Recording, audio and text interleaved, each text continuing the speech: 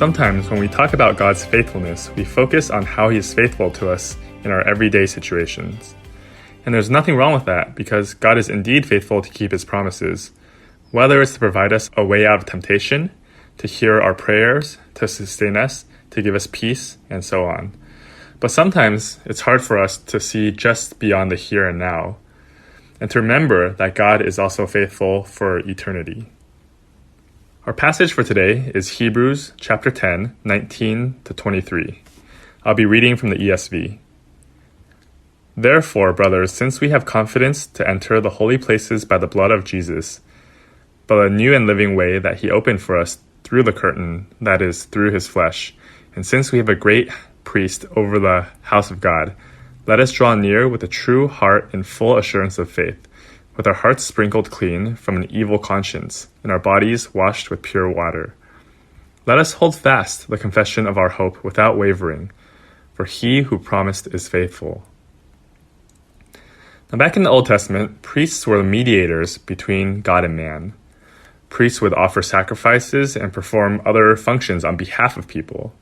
And the high priest would go into the Holy of Holies once a year to sprinkle blood of sacrificed animals and incense. And it was only through these sacrifices that man was cleansed from sin. But even then, it wasn't a perfect solution because it had to be repeated over and over again. In this passage in Hebrews 10, it says that we have confidence to enter the holy places by the blood of Jesus. So when Jesus died on the cross for us, He did it as our great high priest, and the veil of the temple was torn. So the veil was what separated man from God's presence, and when it was torn, it was forever open wide, so that man can have an intimate, personal relationship with God.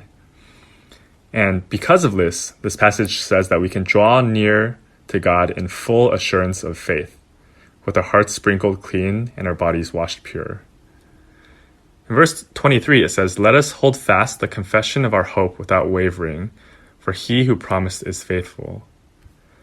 So what it's saying is that in light of what Jesus did, we can be confident in our hope that we will spend eternity with Him. No matter what happens here on earth, we have a hope. I know sometimes it's difficult for us to think that far ahead, especially in the midst of suffering and difficulty, especially in the midst of the pandemic, COVID-19, in the midst of job loss and relationship difficulties. Sometimes we struggle, we don't have a lot to hang on to. But this passage encourages us not to look just at our immediate situation, but knowing that we have full assurance of hope, we can look to our eternity that we have to spend with God. So Jesus was the perfect sacrifice, and because of Him, we can have confidence, not just for this life, but more importantly, for eternity.